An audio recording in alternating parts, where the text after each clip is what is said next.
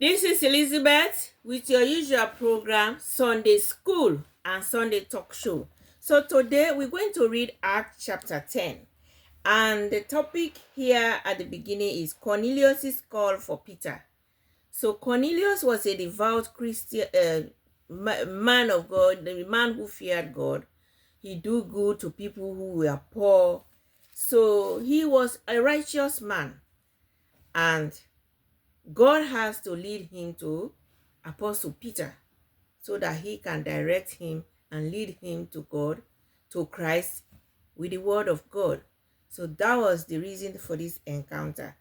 So this is recorded in Acts chapter 10, verse 1 to verse 8. So we read, at Caesarea there was a man named Cornelius, a centurion in what was known as the Italian regiment. So that means it was the Italian military. He was a centurion. He and all his family were devout and God-fearing. He gave generously to those in need and prayed to God regularly.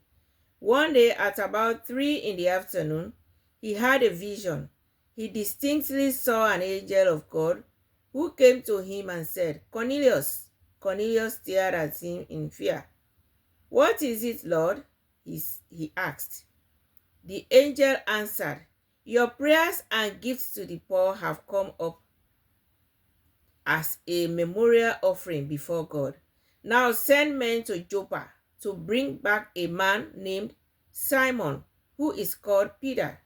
He is staying with Simon the tanner, whose house is by the sea.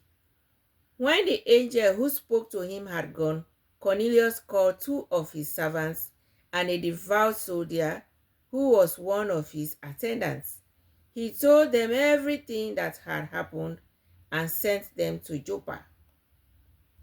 So far, that was the encounter between Cornelius and the angel God sent to him with the conversation and instructions. So let's continue in verse 9. And this says Peter's vision. So about noon the following day, as they were on their journey, approaching the city, Peter went up on the roof to pray. He became hungry and wanted something to eat. And while the meal was being prepared, he fell into a trance. He saw heaven opened and something like a large sheet being let down to earth by its 4 corners.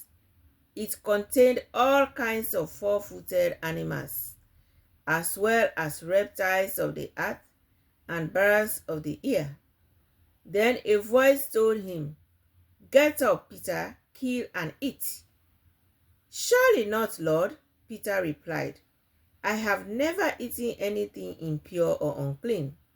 The voice spoke to him a second time. Do not call anything impure that God has made clean. This happened 3 times, and immediately the sheet was taken back to heaven. While Peter was wondering about the meaning of the vision, the men sent by Cornelius found out where Simon's house was and stopped at the gate. They called out, asking if Simon, who was known as Peter, was staying there. While Peter was still thinking about the vision, the Spirit said to him, Simon, 3 men are looking for you. So get up and go downstairs. Do not hesitate to go with them, for I have sent them. Peter went down and said to the men, I am the one you are looking for. Why have you come? The men replied, we have come from Cornelius the centurion. He is a righteous and God-fearing man, who is respected by all the Jewish people. A holy angel told him to have you come to his house so that he could hear what you have to say. Then Peter invited the men into the house to be his guest. So we stop here so far. So as we all have heard from the reading, from the beginning, Cornelius got an encounter from an angel sent by God to him. So In this life, if you are a good person, you continue doing good. Yes, you can do good. People may not, you know, appreciate it, but that should not stop you from doing good. There are some who can appreciate. There's maybe some good you can do. You can't even take it for granted. That is when people will appreciate it so much than the one you think you have done much and they never appreciated. So this man was a centurion in the Italian army, and him and his whole household were very righteous according to the Bible. And he was a good man who do philanthropic work, care for the poor, do good for the poor. So just by that, God recognized him. Is that not wonderful? God recognized him. He was doing his work diligently, no noise. But God recognized him and sent his angel to come tell him that God has really, felt his work, has seen his good work. So he is going to let him get to this man, the apostle Peter, because Peter had to come preach the word to him so he can become a believer. So you see the wonders of God.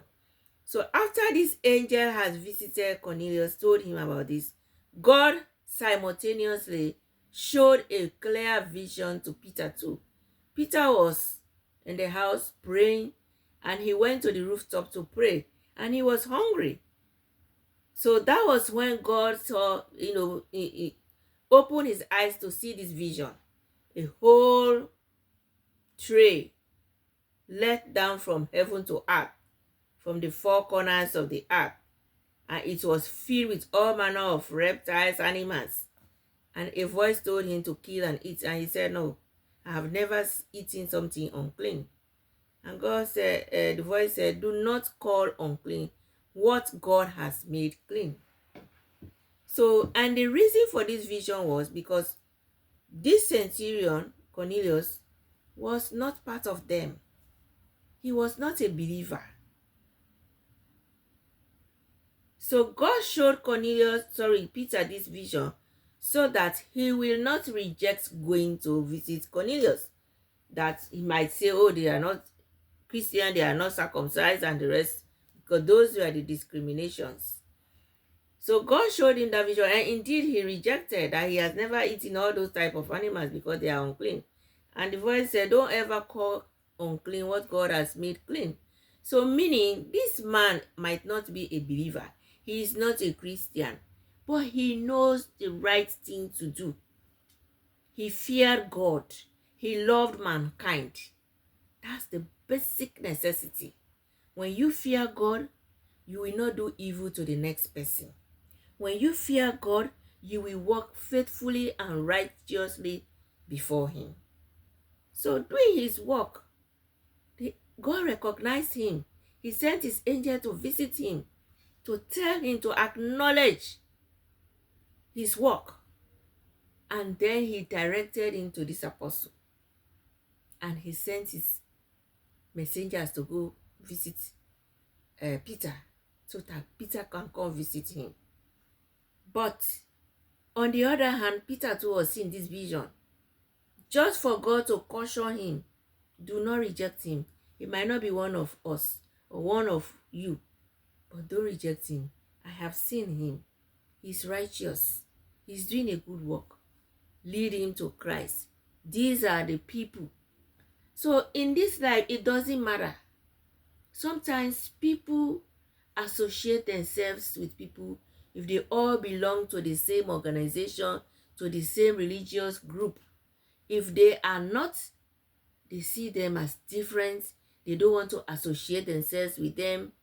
So these are examples for us who call ourselves Christians, believers of Christ, that we should not reject people, because God who created us never reject. Everybody is there, is his creation. Good, bad, ugly. God accepts everybody as they are. If you are bad, he can mold you, change you, if you are willing to go with God. If you are not willing, it's left with him to judge you, because he is the one that created you. So these are just examples we should take into consideration in our Christian journey. We should not say, oh, this person is not in my circle. Oh, this person is not my class. Oh, this person is not my religious group. Oh, this person is not in my community group. I can't associate myself. Or this person is a sinner. This person is... That is what we used to say about people. But you never know. You might see yourself as righteous and that person be unrighteous. But tomorrow, before God, leave it for God. He is the judge. You will be surprised to see them in heaven. And if